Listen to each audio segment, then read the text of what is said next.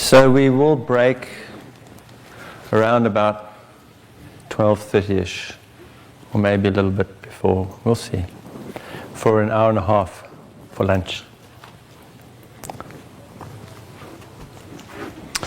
So we were standing outside there a moment, in the sun. It's really great to be in the sun. I like to think of it as there being two suns. And what we're aware of, when we're a doer, we're only aware of one sun. And that's the sun that shines upon us from the outside. And that sun shines on all our doings. And on all the doings it shines on, they will come and go. There is a beginning and an end to them. There is a beginning and an end to everything that sun shines on. But there's another sun. That sun has beams. There's another sun that has beings. Its radiance is being. And it shines upon us too. So the one shines from this way, from the physical, and the other shines from the vibrational. And they're both required nutrition.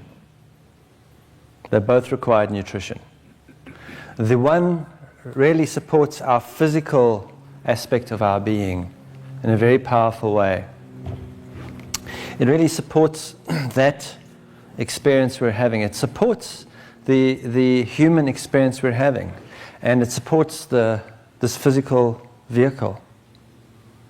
It enables us to have the food to eat to support this physical vehicle. And everything else is coming out of that sun, right?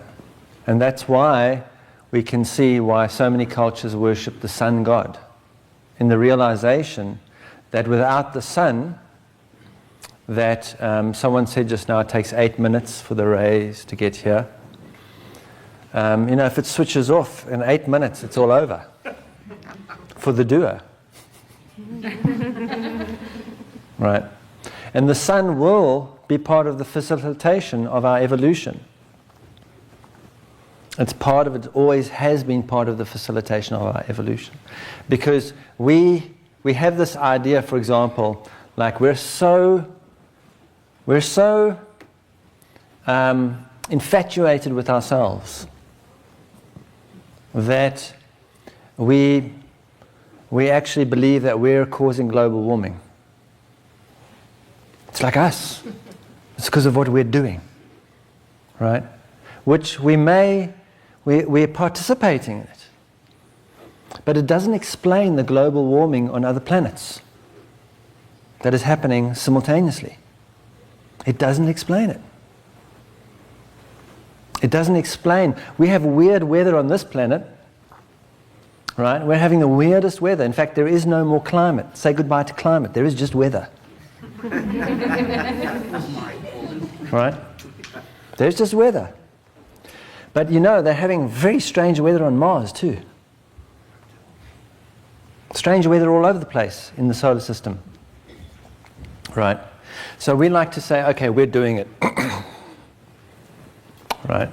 But the sun is going to show us just how much control we have over everything. It'll be part of that journey of facilitating that. It will play a role in giving us something we can't do anything about, so that we have an opportunity to awaken to our state of being. And what awakening to the state of being is about awakening to the radiance of another sun, and starting to receive that nutrition, the soul food. Right? Because there's soul food, and then there's this other food that supports the vehicle for the soul. And our suffering comes from spitting out the soul food and trying to get all our nutrition from this sun. Right? Try and get all our nutrition from the doings in this world, from the food grown in this world, from the company we keep in this world. We try and get all our nutrition from that. instead of realizing that that is part of our nutrition. We can't live on bread and bread alone. There is another bread. And we've been told to, give us our daily bread. It's actually not about the loaf, right? You can bake your own loaf of bread.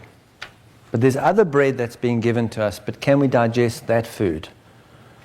Can we digest that nutrition? Because the moment we start digesting that nutrition, something else will start to unfold in our experience. And that's really what this evolutionary possibility is about. It's about awakening to that radiance as something very real and tangible, and digesting that food. Right. So what does that look like? Every day we are given opportunities to enter this awareness and to cleanse this, because really all that's going on the planet at the moment, if one really looks at it, is an opportunity to take care of this. That's the opportunity. And how we either take that invitation or we don't. If we don't take that invitation, we are going to drive ourselves further into this awareness, the mental, physical awareness. If we take that opportunity, we enter that awareness.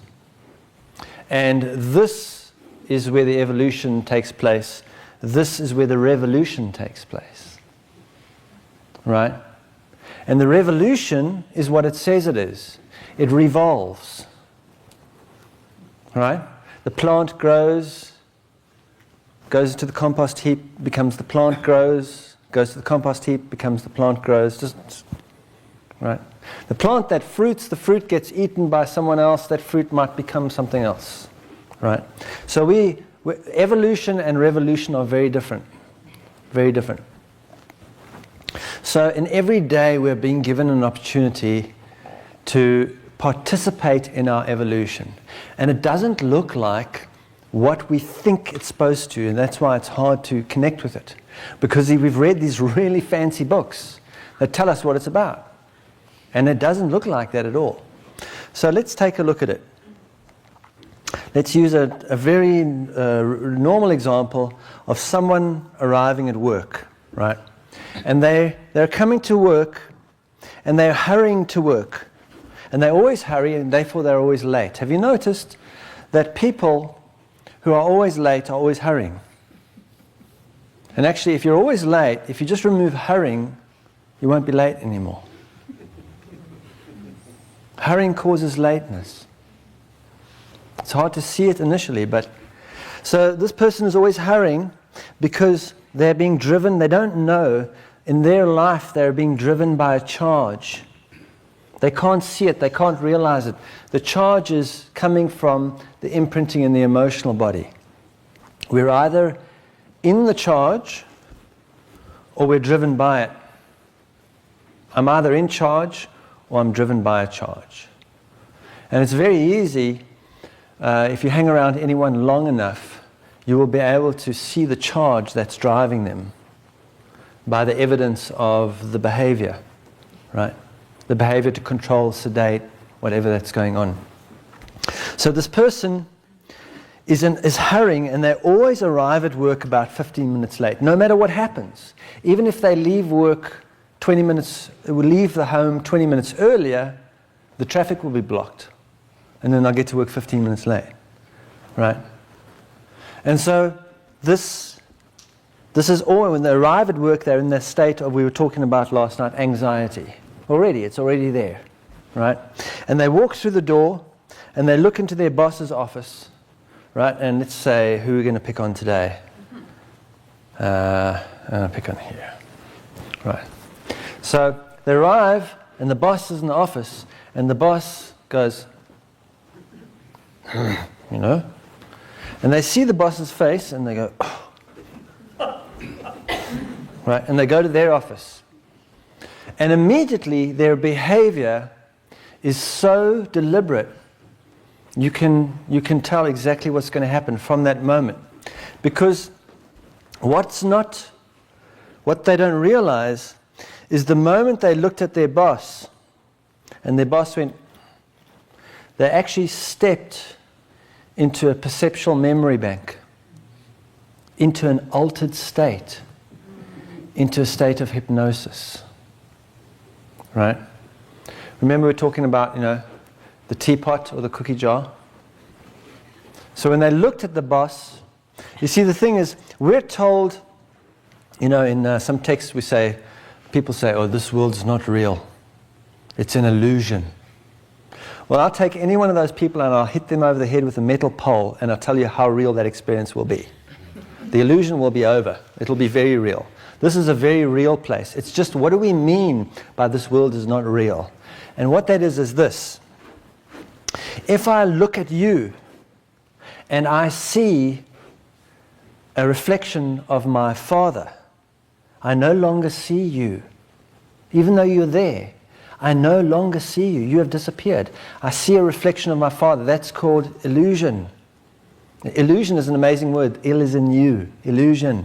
The il is in you. Right? I see the illusion of my Father being there. Then, if I start to behave around you the way I behaved around my Father, now I'm in a state of delusion. That's the state of delusion, right? So, this is what's happening. Let's say Frank arrives at work. He's late. He looks into the boss's office. The boss is going, right? Snarling or whatever, expression on his face. And from that moment, we enter a perceptual memory bank. And this is the thing about this work. The first aspect of this work is about bringing memory, unresolved memory, to resolution. And it's not a memory like, what did we have for lunch yesterday? Yesterday, if we say, what did we have for lunch yesterday, we get an image of what we had for lunch. We can even smell what we had for lunch if we stay with it long enough. We can tell someone about it. We can remember the taste. That's not the memory we're dealing with in this work. Because the memory we're dealing with is the baton that has been passed from generation to generation to generation to generation. And that baton was imprinted to me in the first 7 years of my life. And so I have a very personal story that I can tell about my imprinting. But that same emotional signature was put into my parents, and they have a story about it too. And it was put into their parents, and they had their story about it too. And you can be sure all the stories are different. So the story is not going to help us. The story is not the truth. The memory is not what I can say about it. So therefore, understanding my childhood does not accomplish anything. It accomplishes an understanding of my childhood, which is a story. And to be sure, that story is not true. It's a good one. Stand up in a court of law, but it's not true. It's a story, right? What is the memory here? In this work, what we're dealing with, the memory, is an emotional signature. It's a feeling, a felt aspect of our experience. So what's happening is, as I walk past the door and I look at you and you look at me in a way, because it's all been set up. I'm late. I'm in a state of anxiety. This is not supposed to be happening. This experience is not valid, right? I'm moving through the experience. You look at me in a certain way. It reminds me of something, but I don't know, because I'm a physically transfixed being. I look at the physical world as the cause. It's happening to me, not through me. And I look at you, and you remind me of this reminds me of something, and immediately I feel a certain way. And let's say I have an deeply unintegrated experience with my father that happened in the first 7 years of my life, which attached to it is the spell anger. When that comes up, it makes me feel angry, right? It makes me feel angry. So the moment you look at me that way, in the predicament I'm in this moment, and you look at me, the first thing that is triggered is the memory. Boom. And the memory is a felt signature. And I have a spelling for that. I call it anger. But I don't even know this is going on. I have no idea. All that's happening to me is that memory arises, and as it arises in my emotional body and comes into my awareness, I now see the world through this lens. That's the way I see the world. The world has become a teapot or a jar of cookies, and don't tell me otherwise. You are making me angry. You are responsible for me being angry. Right? And from the moment I step into that perceptual memory bank, I am in an altered state. Truly am in an altered state. I'm in a state of I'm going to even enter a deeper state of hypnosis now. Because from the moment that it happens, there's only two courses of action that are open to me in an altered state. Right? The one is I'm either going to do something mental, which will happen first. Remember, the memory is triggered, it's an emotional. We're going along the pathway of awareness now. First, then the mental happens, then the physical. And this is how the mental happens. As I see you, and the emotional state is triggered, the memory, the felt signature, the deep sense of discomfort, right? And which is the resistance around that unintegrated memory that's going on, the friction, the heat around that, right? That comes up, but I'm not aware of that because I don't have emotional body awareness. I don't have insight. Everything's happening outside, right? The very first thing that I do as I move past that office is I enter the story, the mental. I don't deserve to be treated this way. I don't. I get my work done on time. I mean, really, I do all the work that I'm asked to do. I don't deserve to be treated this way, right? I start to tell the story. I enter the state of self-hypnosis, right? And so there are two things that are going to happen from the point that I start telling the story. The one is I might take physical action. I may go directly into physically doing something so that I feel better, because I feel deep anxiety now. I feel very uncomfortable. And all I want to do now is to stop this discomfort. That's all that's happening, right? I either want tea or I want a cookie, right? So I'm going to do something. If I do something physical to do it, it may look like this. Excuse me, but I've had enough. This is my resignation. You can stick this job. I'm going to go and work for someone who appreciates me, right? And I'm gone, right? And I'm still, this state of altered state is going to go on for a while, but I feel good. I feel better. I showed him. I stood up for myself. One for the workers, right? So I go to the bar that night, right? I'm with my buddies. I showed him. What happened? I just handed in my resignation. I'm not taking any more of that stuff, right? And because I'm in the strong space, I'm buying the drinks. And while I'm buying the drinks, everyone supports me. Yeah, you're the man. Buying the drinks. Have another shot. Yeah, you're the man. Tell us what happened. Wow, boom, right? Eventually, I'm not buying the drinks anymore. And then someone is going to ask the question, so what are you going to do now? Right. Suddenly the altered state starts clearing. Ooh, right? And I go home that night and I wake up the next morning and the altered state has passed. Right? It's been released. It hasn't been resolved. It just was released. And I wake up in the next morning and I don't have a job. And sure as hell, I'm not going to get a good reference letter from him. Right? It's not going to happen. And now what? And I say, what the hell happened? Who was that person? Who was that mad animal that took over and destroyed my life? Right? You know what it's like when you get that email from somebody that really annoys you and you go, send. No, no, no, no, get back. No. Oh my God.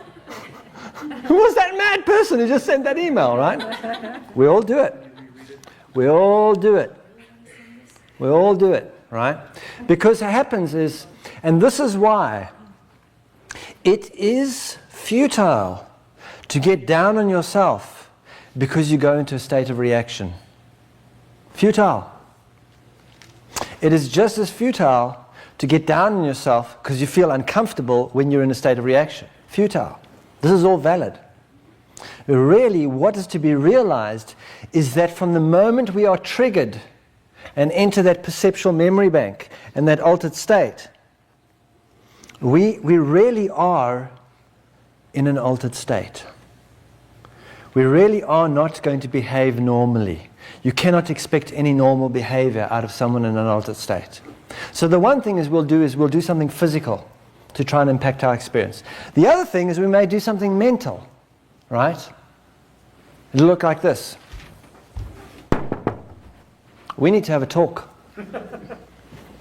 If anybody comes to you and says, we need to have a talk, realize that you are dealing with someone who's in a delusional state. Do not try to reason with someone who's in a delusional state. Do not join someone in the state of delusion. Because the moment you join that person, you are validating that the teacup is a teacup and the cookie jar is a cookie jar. You are validating the state of hypnosis. Right?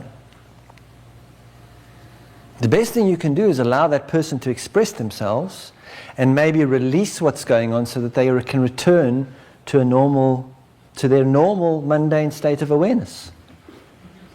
Right? At which point they will most likely apologize.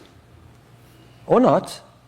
But they will realize whenever anyone returns to their mundane state, we all look at that person and say, who was that animal that took over my life?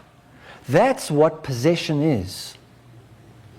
If you want to understand possession, what possession really is, these energies within us, the fear, anger, and the grief that are imprinted, we have given them life. Remember this. They are very powerful. They are alive. We feed them. We feed them. We bow down at their altar almost every day. Whenever I do anything out of fear, in other words, when I use fear as the causal point for impacting my experience, for making adjustments to my experience, for making my choices and decisions, I am bowing at the altar of fear. I've taken fear as my God, not love. When I do anything out of anger, I bow down at the altar of anger, and I feed it, and it gets stronger. When I do anything out of grief, I bow down at the altar of grief. And the reality is, all our religions bow down at the altar of fear, anger, and grief. That is their God, and you must realize that at some point. You will realize that. But don't serve the God of love. And that's just a natural state we're in. We are being driven, while we are being driven by this emotional charge, it has immense power. It has immense power. There is no human being, when triggered, who goes, oh, I'm not triggered, I'm fine. Right? And pretending everything is okay when you actually want to kill the person in front of you is equally invalid. The thing is it's valid. That's how I feel. That's what's real. At that point, it's about whether I respond or react to it. If I react to what happens, I'm bowing down to the altar of fear, anger, and grief. And if I take an action out of anger, I resign out of anger, or I do the talk or I come and talk to you out of anger. Because when I say, we need to have a talk, what I'm really saying is, I'm here to control and sedate you in such a way that you behave in a way that I feel better.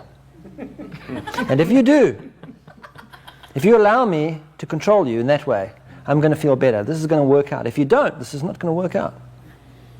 All right?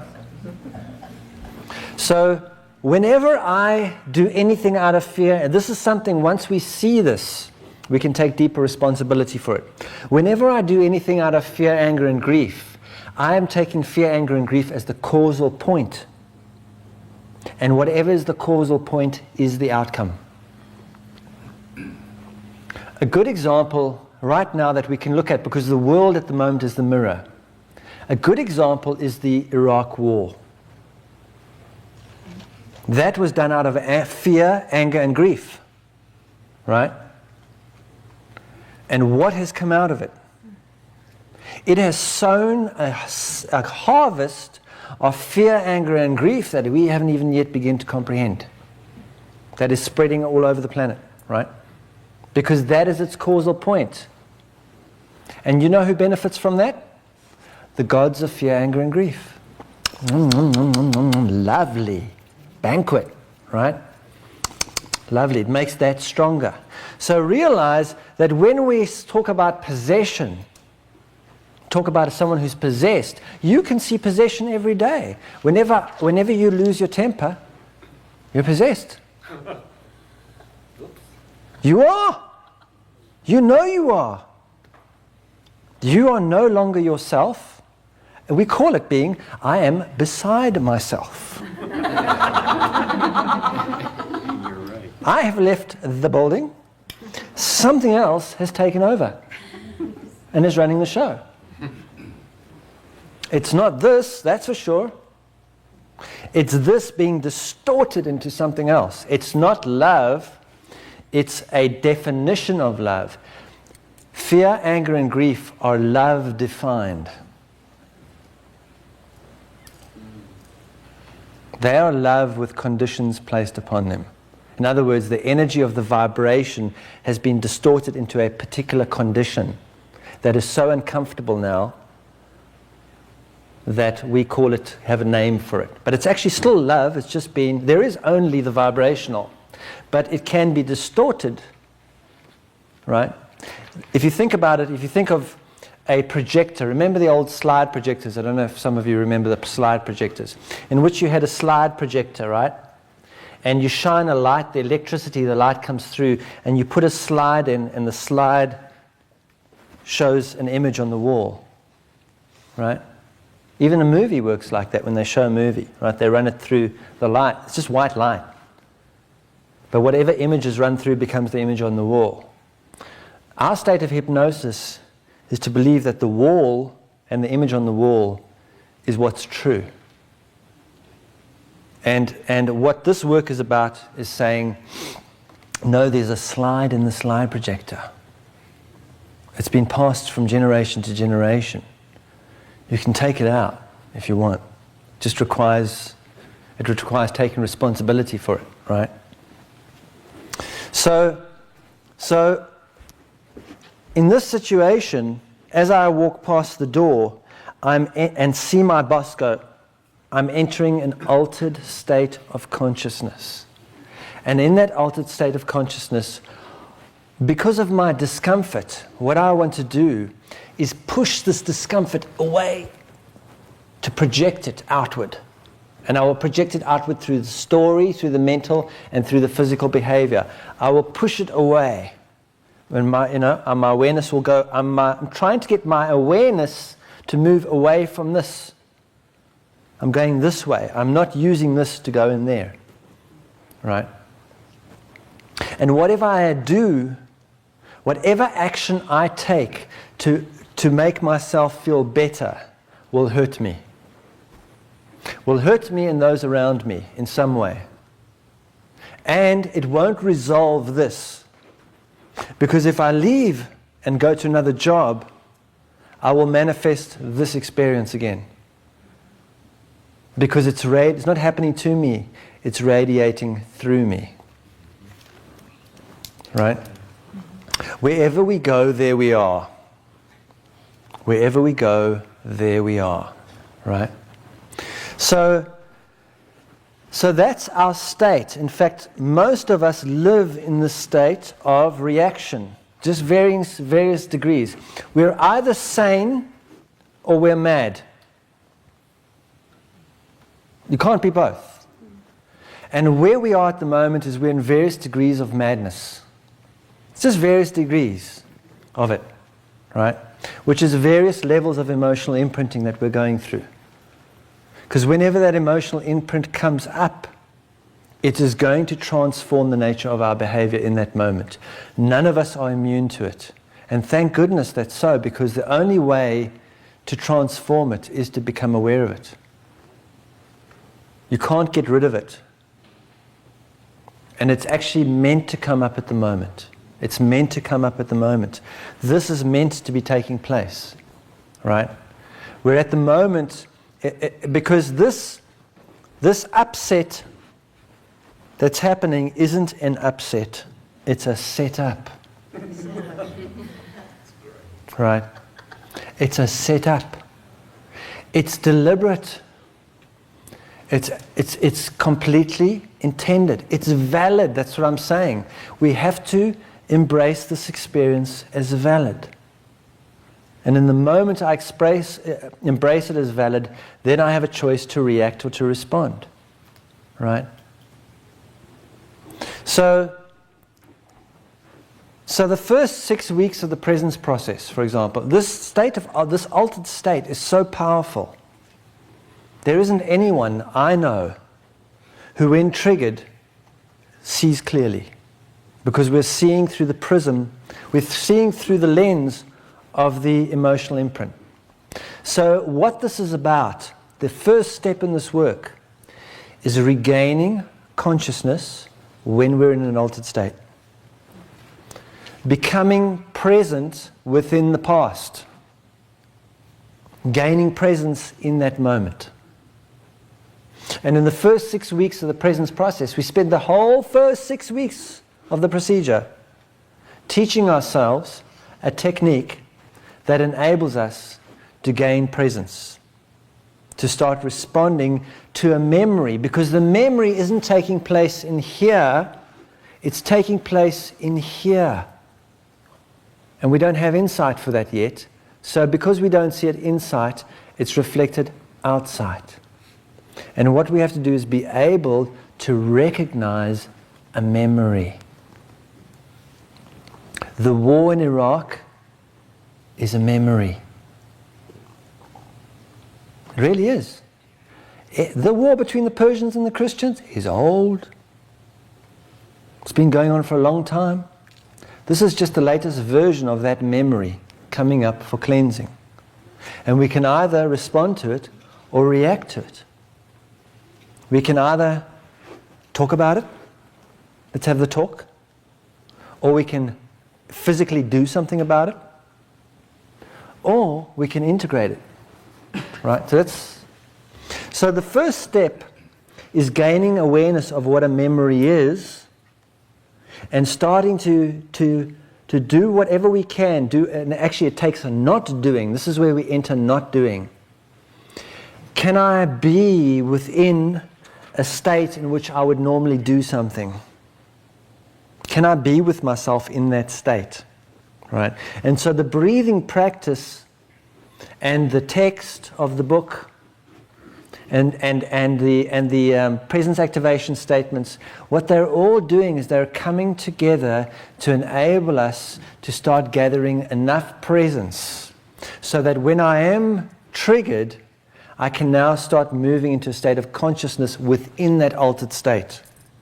And there's 3 phases to that are going to happen, right? The first stage looks like this. So let's say I'm doing the presence process or anything like that, because there may be other processes on the planet, I'm not aware, but there may be, right?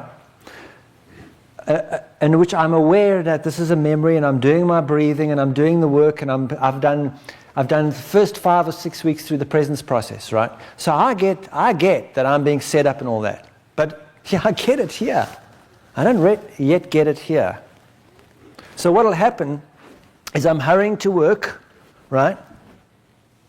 And I look through the door and he goes, right? And I go, oh.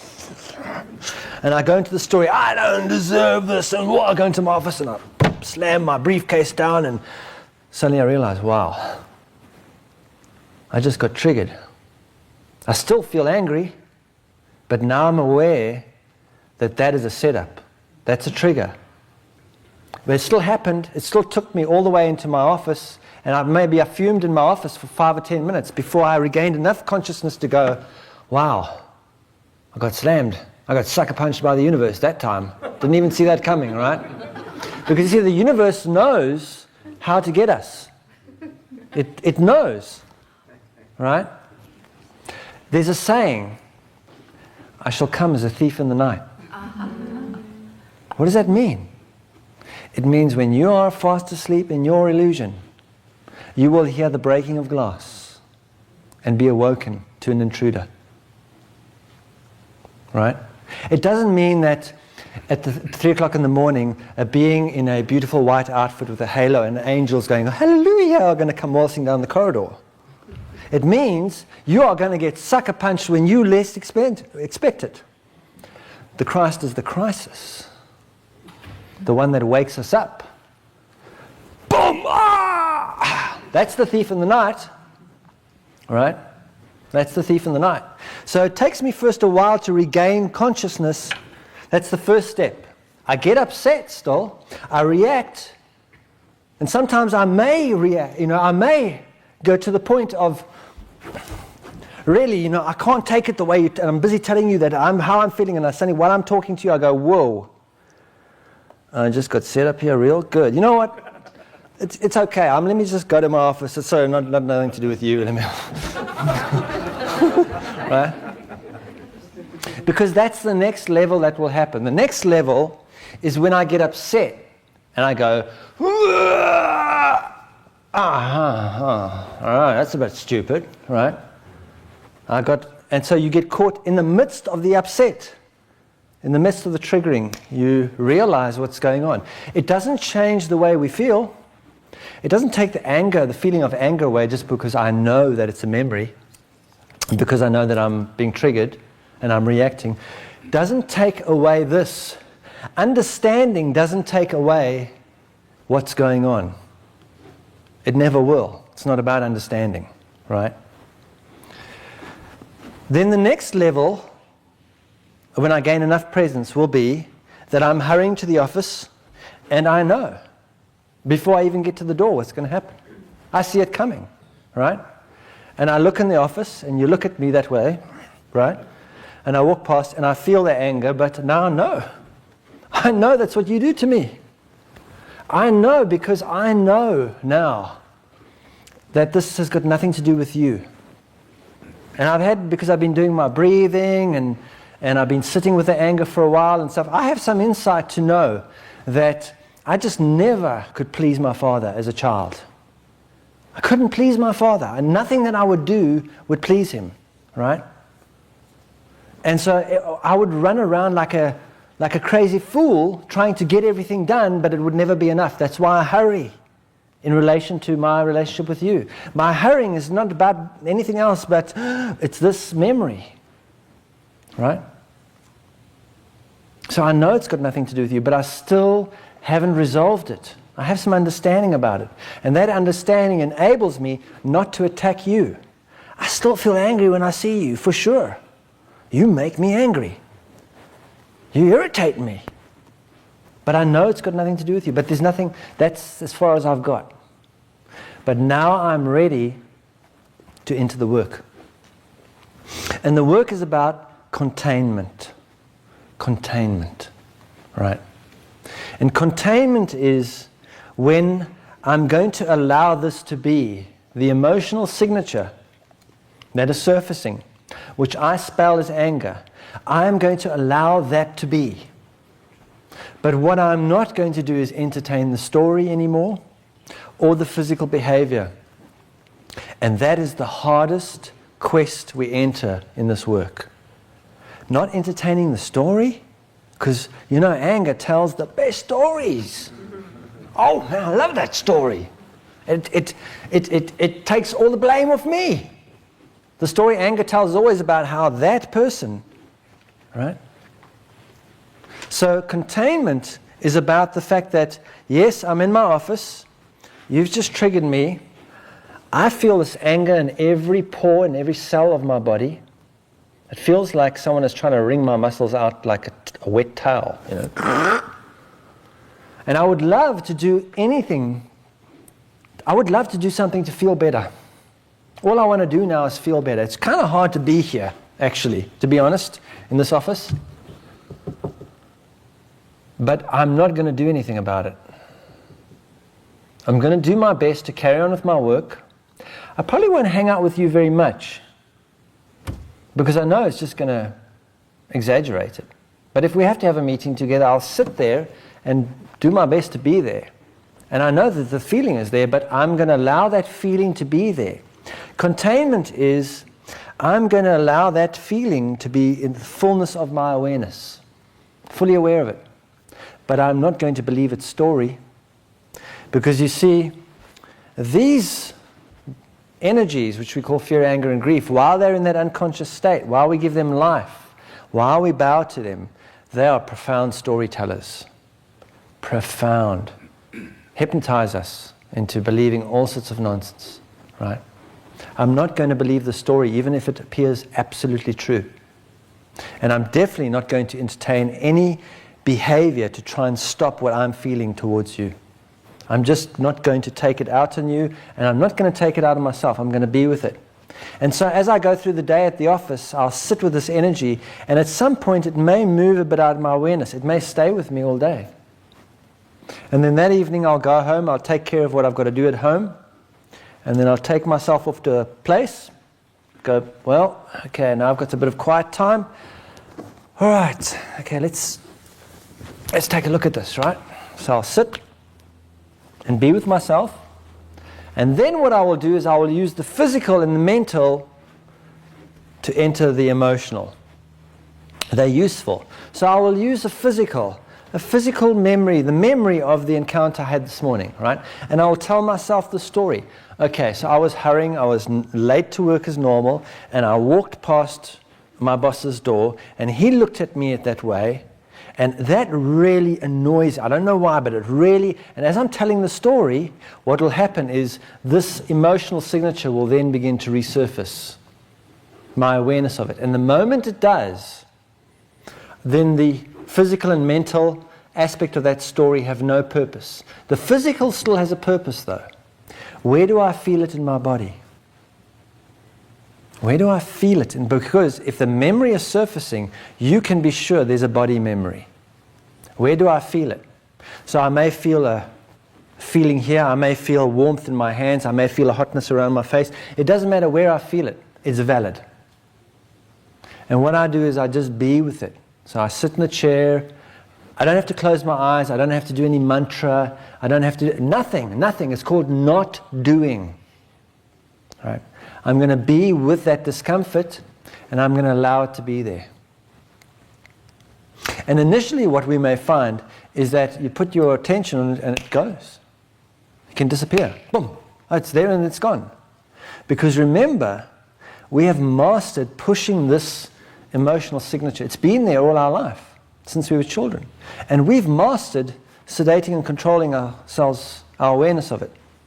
It's used to, if our attention comes on it, that it goes into unconsciousness.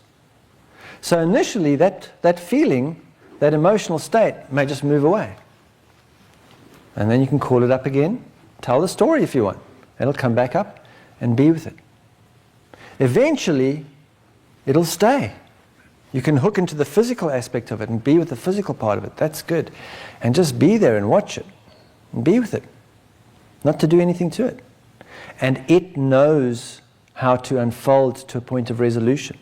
And however it does so, that is valid. Because it can be different for each person. Each person can have their... Some people may feel energy moving up. Sometimes when I sit with it, I burp. That's what happens to me. I get like... Right? Wow. Right? It can be different for everybody. Other people feel energy going up their head. It doesn't matter what it is. The fact is, it will unfold. It will start to move because no condition is being placed on it.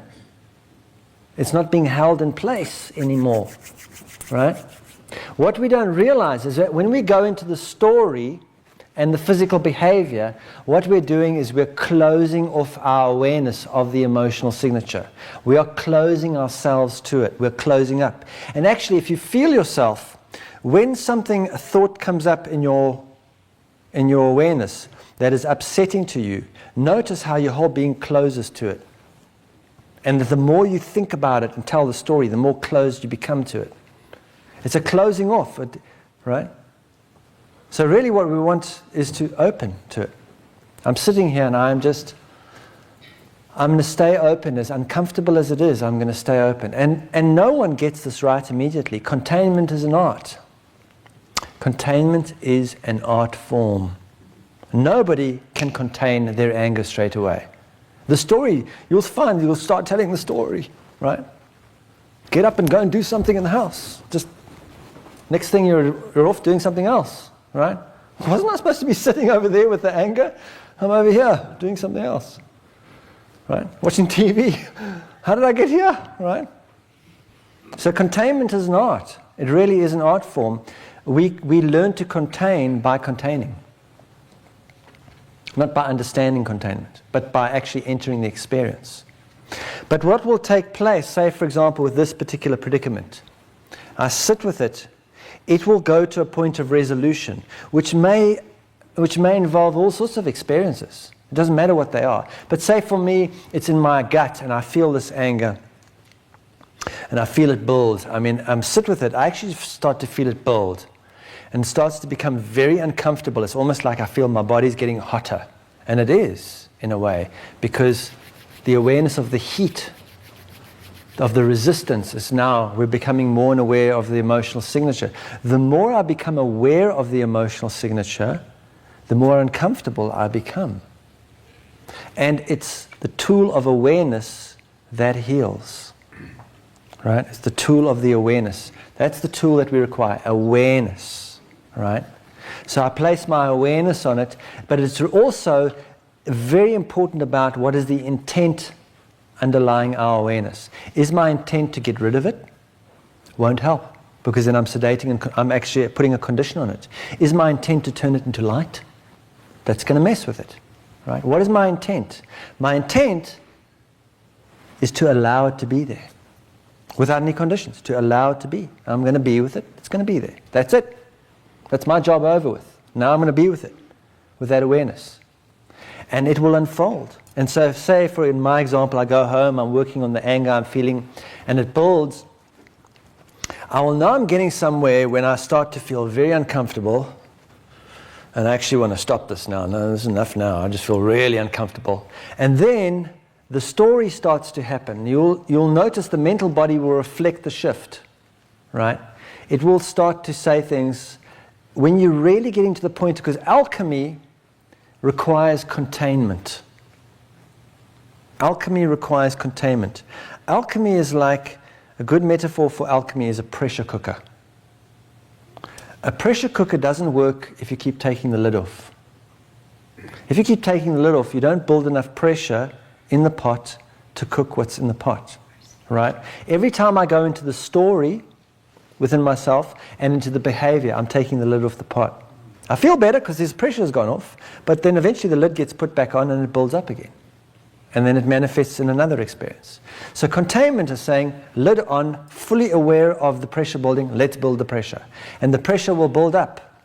And I'll get to a point in which I will say something, there'll be words to myself like, can't do this anymore. There's no point. Nothing has ever worked. There's no hope. There's no future. There's no God. There's no point in living. I might as well die. Right? Those type of thoughts, that's called the death experience. In other words, there is a death taking place. Something is dying. Something is dying. The illusion, you being my boss in this, you being my father in this moment, the reality of my father still being here when he's actually not, and all the behavior associated with that, and all the stories are going to die because it's not true. They're going to die. And I am going to go through that death experience. And if I sit with that emotional signature, I'm going to go through a feeling that I am dying. When you do this work, it's called dying daily. I die daily.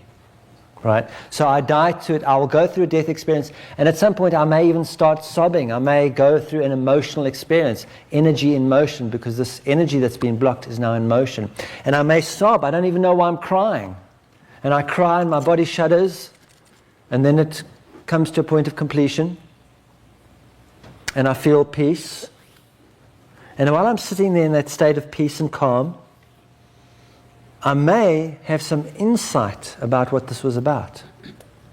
Insight. Because that insight comes out of the factors, that anger that I never allowed myself to feel, by sedating and controlling it, that felt perception has always been closed down to me, that aspect of my felt perception.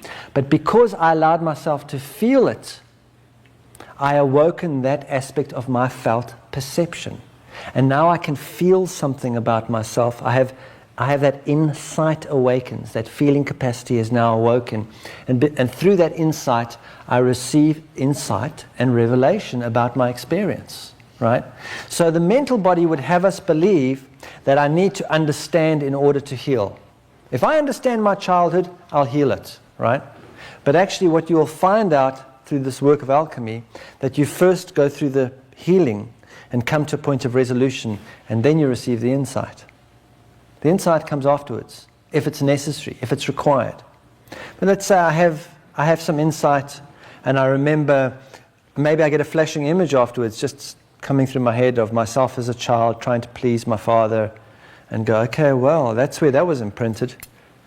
And I've been doing that. I see it in my relationships with my friends and my other bosses, and going right through my life. I see the stream of behavior from that point. Wow, that's what I've been doing. That's what that charge has been driven by, that charge all my life, right? But and now when I bring up the image of my boss, there's just peace. In fact, I kind of feel grateful that this happened, because now I've actually resolved this. And I feel gratitude. I don't feel anger, I feel gratitude. Right? And there's a calm and peace about it. And I go to bed that night, and I wake up the next morning, and I kind of feel different. I don't even know, because I feel different. It's just different. It's what's happening. I'm not even thinking about it. And I get up in the morning, and I'm kind of relaxed and stuff, and I go to work, and I kind of get to work on time. I wasn't even hurrying. Right? And I arrive at work and relax, and I look in the office, and he's going, that's right. But it doesn't bother me. In fact, because I've become more intimate with myself around this particular thing, this is the test.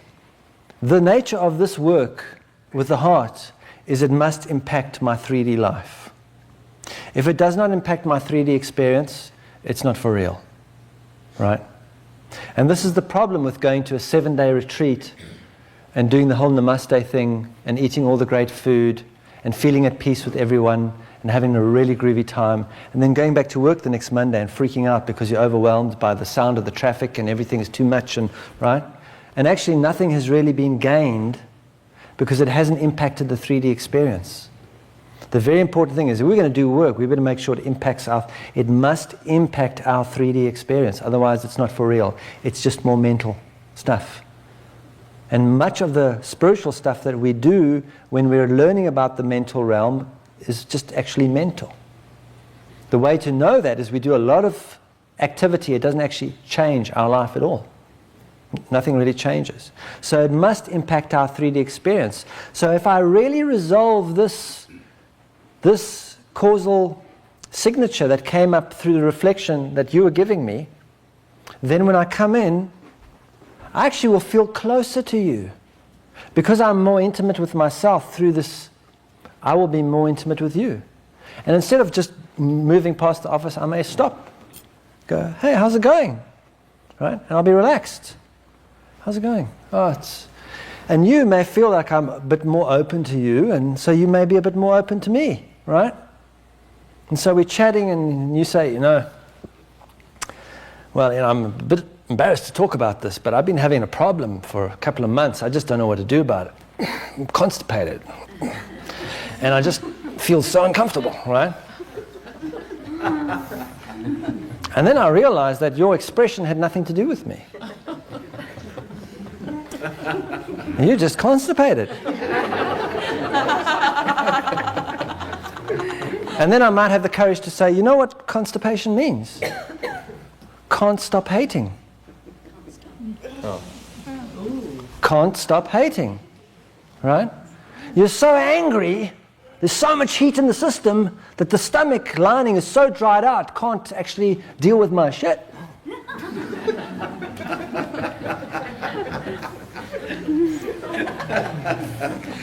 I go like, dude, you need to figure out some of your anger, right? Whatever. Right? So it should, if I am really doing the work, it will bring me closer to you. If you're the one who's triggering me. There'll be more intimacy in our experience with each other. I'll feel more deeply connected with you. Because the messenger is the one that we are going to always be grateful to. Always grateful to. Right. And that's why we're almost at lunch. So hold your bladders. Okay, so let's take a look at this. Let's now take a look at this. Let's reframe one of the greatest teachings ever given to us in relationship to this going to the work. In other words, in relationship to my life experience and my life experience being valid, and my life experience is the teacher which enables me to ascend towards vibrational awareness. Right? That this thing, seemingly insignificant event, is the thief in the night that brings me to awakening. Right? There was a great teaching by this really groovy dude called Jesus, right? And in the last moments of him and his posse, because he came with a whole posse, right? A whole crew. And the last moments of him and his posse being around, they demonstrated something. Right? And again, I love that word demonstrate because it puts the demon straight, is what it's about, right? Straighten out the demons. So, the last few moments of that experience, right? We give Judas a really hard time. We call Judas the betrayer, the kiss on the cheek, right? Whenever we get upset, whenever you get upset, next time you get upset, take a close look at what's really happening. What's really going on is you've been betrayed. That's why you're upset. You have been betrayed, right? You have been betrayed. The thing about this experience here, this, whatever the trigger is the kiss on the cheek. It's the upset. It's the setup. It's a complete setup, right? Because the moment that happens, you are going to be taken, for the moment that happens, I'm going to be taken. Anyone who gets upset, the very first thing that happens is we're taken before Pontius Pilate. Right? And Pontius Pilate asks a question. Very powerful question. Are you who they say you are? In other words, when I become an adult in this world, when I become a doer, I'm no longer relating to being as my identity. I'm relating to doing. I've created an entire persona out of my doings. Someone who does things so that I get what I need and want. And that person that I've made, I've manufactured, was never created, was manufactured. That person is the one everyone in the world relates to and has a relationship with. And not only does the whole world relate to that person, but so do I. I have a conversation with that person all day. No, you're not good enough. Yes, you are. Now I'm going to get this right. No, you never do. Whatever it is I'm having a relationship with that person, plus the whole world is having a relationship with that person. And when we get upset, what's happening is that person is being betrayed. And that person is being asked, are you who the world says you are? That's what Jesus was asked. Are you who the world says you are? Because if you are, I will let you go. If you really are this person you created out of all the doings to get what you need and want, if that's who you are, then you can live. Go forth and multiply. But if you're not that person, then you must die. You must go through a death because that's not real. Right? Jesus was asked, are you indeed the King of the Jews? He didn't say, yes, I am, because he wasn't. He was this. The vibration. He didn't try and defend himself. He went, look, if that's what you say I am, that's it. I'm not. Because if you are the King of the Jews, I'll let you go. If you are the person you've made up and manufactured, you can go free. But if you're not, you will die. And the moment you start to die, there's going to be 3 states that you're going to have to go through. The first is fear. First state is the fear, because now we're going to be raising ourselves to the awareness of who we truly are. This person must die, this manufactured expression. And the first state is, remember, we said we go from fear to anger to grief. You can be sure that even though Jesus was intentionally, even though this was a setup, not an upset, it was intentional, that the moment that he knew he was going to be crucified, he went into fear. Why? Human being. Went into great fear. Did he say, you know what, actually, this is not meant to be happening. I really am the king of the Jews, so if you just let me go now and I go on my way, that'll be cool? No. No expression of the fear. It was contained. It wasn't that it wasn't there, it was contained, right? And then the next step is the walk up to the crucifixion. What happens on the walk up to the crucifixion? People spitting on him, beating him, cursing him, right? You take a walk like that, see how pissed off you'll get. You will be so angry if people treat you like that, right?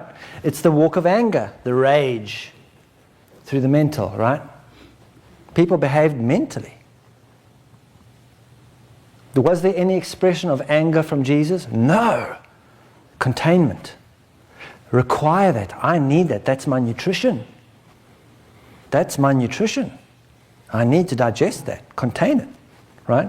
Get to the place of the crucifixion. Who's there? Mom, my companion. There's an immense amount of grief going on. And Jesus knew that the people around him had no clue what was being demonstrated here. And you know the amount of grief that caused to go, it's okay. This is supposed to be happening. But it couldn't do that. That's an immense amount of grief. Any demonstration of grief? No. I need to contain this. Because this is my nutrition, right? And the crucifixion is the most profound teaching we have. Why? Because when we realize nothing that I do with my hands can help me now. There's nowhere else to go but into the heart and feel what's really going on with me. When I realize that my hands are no use to me, all my doings are just sedating and controlling what's really going on, then I might as well hammer my hands down. They're of no use to me. And when I realize wherever I go, there I am. Wherever I go, there I am. Any sacred site, any temple, any doctor I walk to, it doesn't matter where I go. My heart goes with me, and the condition of my emotional body will follow me and will come up wherever I am. I might as well hammer my feet down. They're no use to me anymore. Containment is the official moment of crucifixion. There's no difference to sitting at home with my anger and just being with it and being crucified. In fact, the whole planet right now is being crucified. Right? The chances, are we going to go through the experience or are we going to run from it? Right? And in the crucifixion, once we're crucified, what's going to happen is that is the death.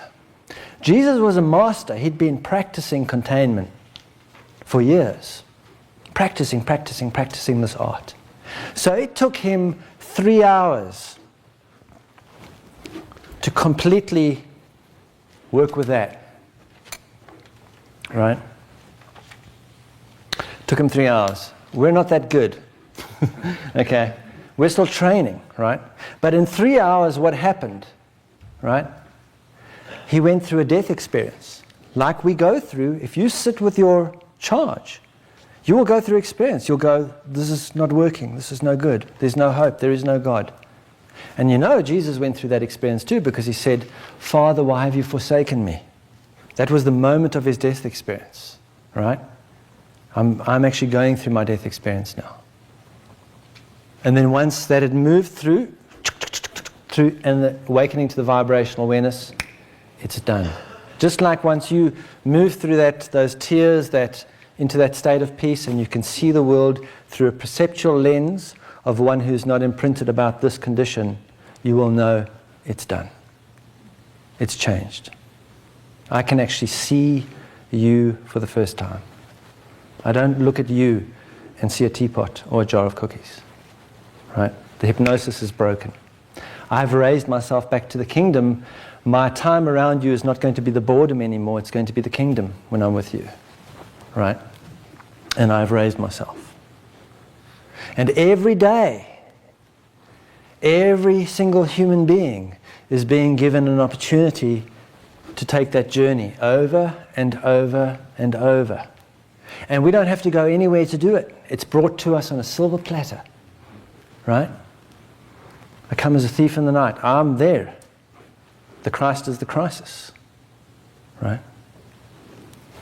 And so our level of participation in the journey is the irritation, the annoyance, the upset. It is the life experience we're having right now. The life experience we're having right now is valid. It's just up to us whether we're going to respond to it or react to it. And the moment we start responding, a radiance starts to happen. A radiance. And when that starts to happen, that's a good time to take lunch.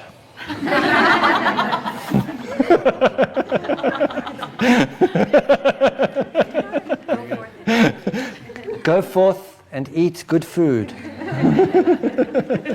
So we'll see you back here 2:30, and we will continue and take a look from 2:00 onwards.